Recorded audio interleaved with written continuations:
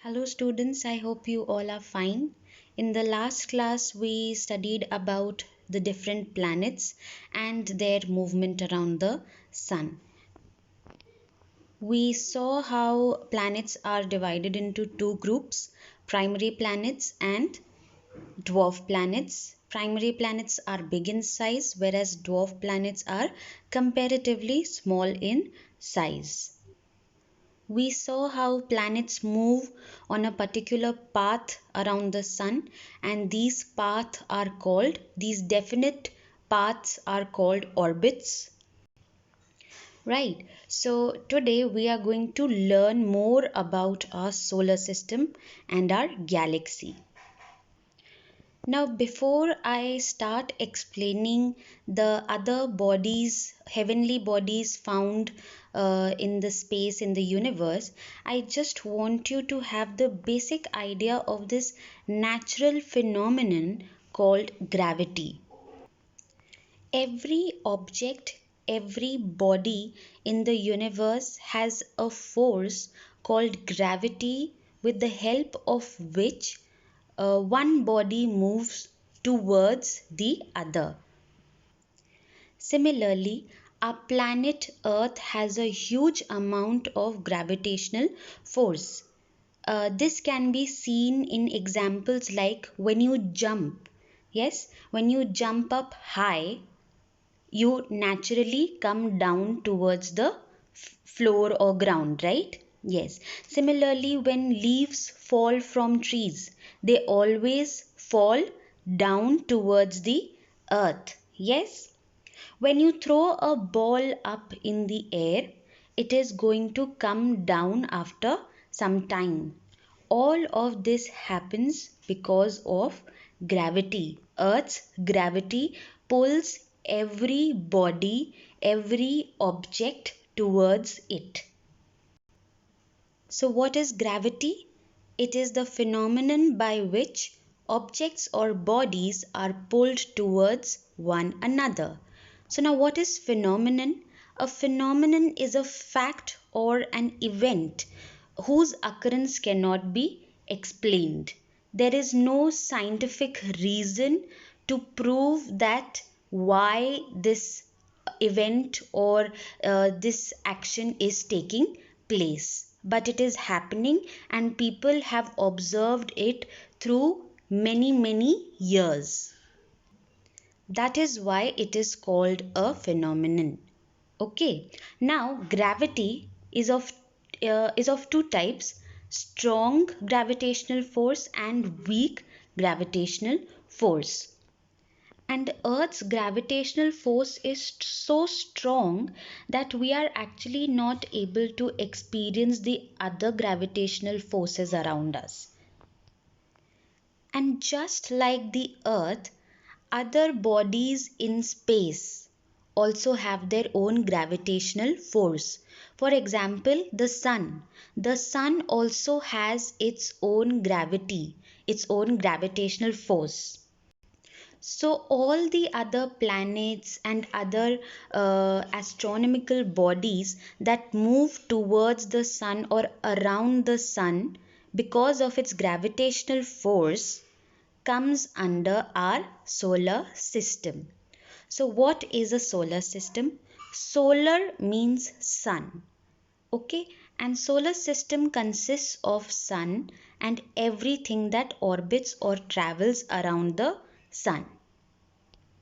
This is our solar system, and all the planets are moving around it because the sun has some gravitational force. The sun is pulling these planets towards it. Now, this is our solar system. This is the solar system in which we live. Okay, there is a planet in this solar system called Earth on which we live, right? Now, Earth in itself is so big, right? It has seven big continents. It has five big oceans. So, Earth in itself is so big, right? So now imagine how big our solar system is.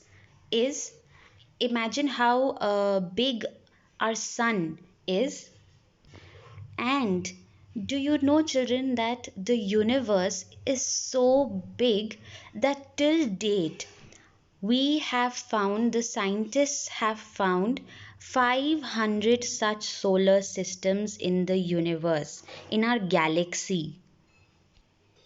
This is how a part of a galaxy will look like, and all these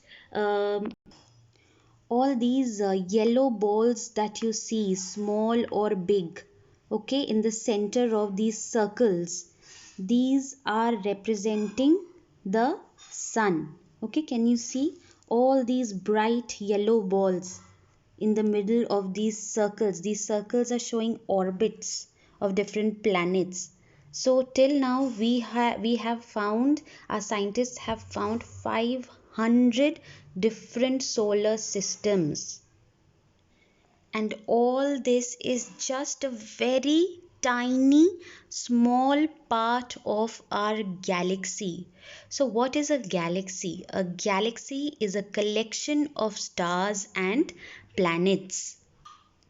The galaxy in which our solar system exists is called the Milky Way or Akash Ganga.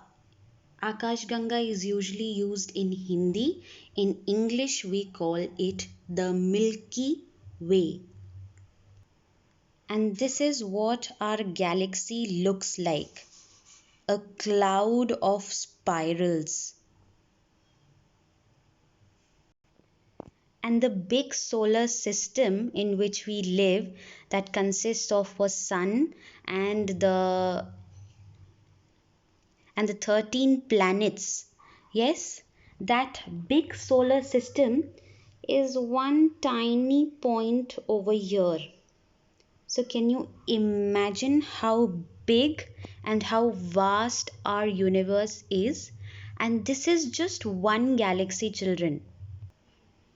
Like this, the universe must be having billions of other galaxies.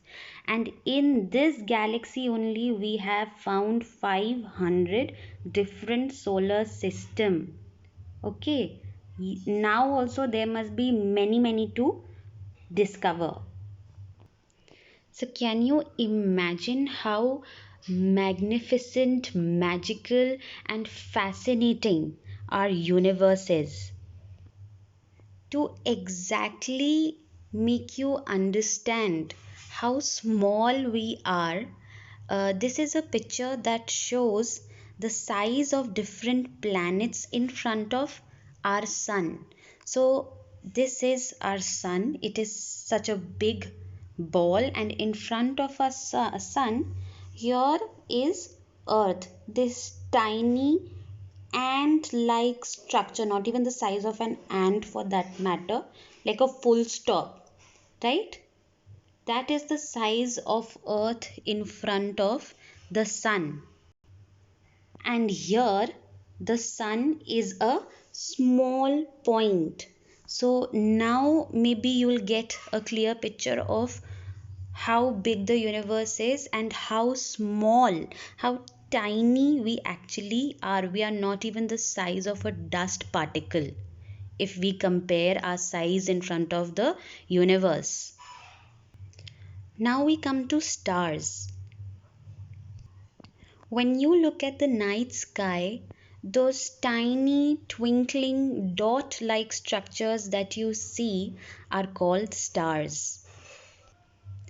They look so beautiful, right? And some of us even have the habit of counting stars, right? When you zoom into one small star, okay, so this is what it is going to look like. So, what is a star? A star is a ball of hot, burning gases with heat and light of its own. And fact is that our sun that you see every day, rising up in the morning and setting in the evening, our sun is a star. So that means that all stars are actually of this size or even bigger. But they are so far away that they appear so small in the night sky. And all these stars together make some definite patterns.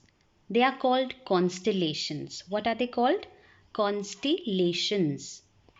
So, what is a constellation?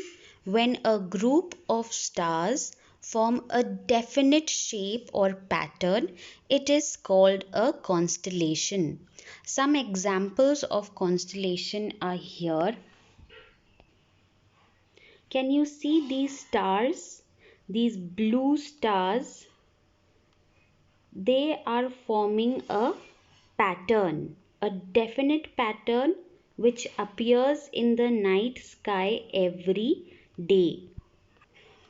And when you join these dots or these stars together, they form this pattern. Okay? And this pattern, the name of this pattern is called as the Big Dipper or the Ursa Major. This is called the Big Dipper or the Ursa Major. Similarly, we have Small Dipper or the Ursa Minor. Now, how did it get its name, the Big Dipper? Because if you see, it looks like a saucepan, right? Like a big saucepan. That is why it is called the Big Dipper or the Ursa Major. Similarly, we have the Orion. This, can you see? This is the Orion. And when you join the dots, it actually looks like a warrior. See, when you join the stars of the Orion constellation, it looks like a warrior, right? So, a constellation is a group of stars forming a definite shape or a pattern.